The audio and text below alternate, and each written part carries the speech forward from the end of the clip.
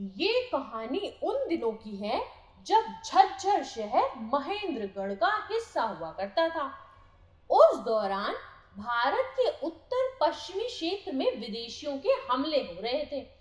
पानीपत, रोहतक और दिल्ली जैसे शहरों पर खतरा ज्यादा था।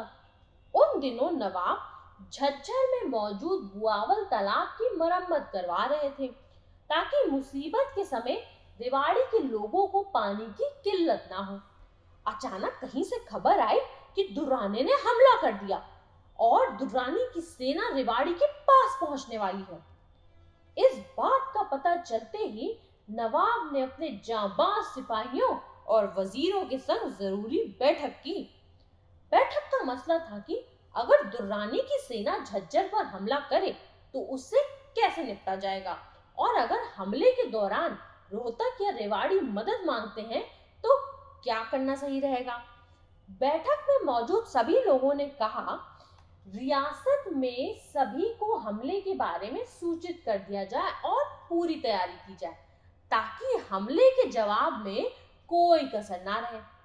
साथ ही आसपास की रियासतों की भी मदद की जाएगी।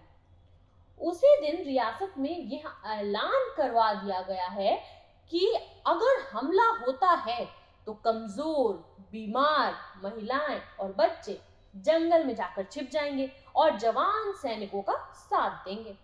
ये ऐलान शेख चिल्ली ने भी सुना। शेख चिल्ली थोड़ा परेशान हो गया क्योंकि उसकी बेगम थोड़ी मोटी थी। उसने सोचा कि अगर हमला हुआ तो उसकी बेगम जंगल तक कैसे पहुंचेगी। शेख चिल्ली के मन में अजीब अजीब से ख्याल आने लगे। तभी उसने खुद को रोका और खुद से कहा, मैं क्या बेकार की बातें सोच रहा हूं।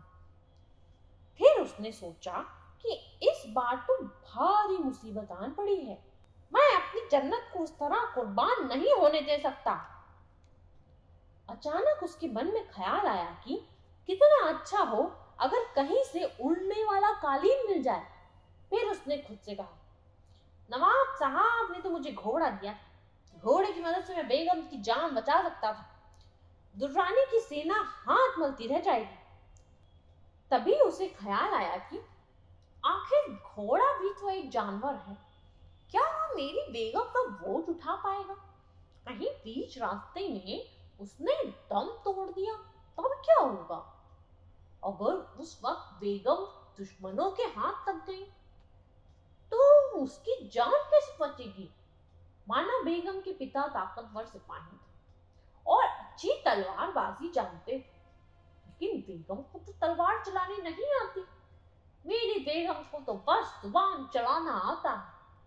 कम से कम उनमें भी ये कला होती तो आज वह अपनी जान बचा पाती। इतने में शेख चिल्ली को ध्यान आया कि अगर बेगम को तलवार चलानी आती भी तो तलवार आएगी कहां से। अब अल्लाह मियां तलवार आसमान से तो टपका नहीं देंगे कि लो शेख चिल्ली की बेगम, दुर्रानी की गर्दन काट दो। अगर ऐसा हो भी जाए तो बेगम सच में दुर्रानी की गर्दन काट डालेगी और उस दिन दुर्रानी की सेना में खौफ छा जाएगा। उसके सारे सिपाही मैदान छोड़कर भाग जाएंगे। ये सब होता देख नवाब चौंक जाएंगे और अपनी सेना से पूछेंगे कि आखिर ये चमत्कार किसने किया। तब सेना उन्हें बताएगी कि एक मोटी औरत ने यह कारनामा किया, उसने दुर्रानी की गर्दन काट दी है। उस मोटी औरत की वजह से हम बच पाए हैं। यह सुनकर नवाब बहुत खुश होंगे और उस औरत को पूरे सम्मान के साथ दरबार में लाने का आदेश देंगे। ये भी हो सकता है कि नवाब खुद बेगम की तलाश में निकले, जिस तरह बादशाह अकबर नंगे पांव वैष्णो देवी के दर्शन के लिए गए थे। तभी वे बेगम की तलवार को दुर्रानी के खून से लथपथ देखेंगे। नवाब उन्हें देखते ही उनके सजदे में झुकेंगे और सेवा का मौका मांगेंगे। नवाब बेगम को पूरे सम्मान के साथ महल ले जाएंगे और बेगम के पैरों की धूल को अपने माथे पर लगाएंगे। वे वहां मौजूद सभी को बेगम के पैर चूमने के लिए कहेंगे, यहाँ तक कि मुझे भी ये करने के लिए कहा जाएगा। भला मैं अपनी बेगम के पैर कैसे चूम सकता हूँ, इसलिए मैं साफ मना कर दूंगा।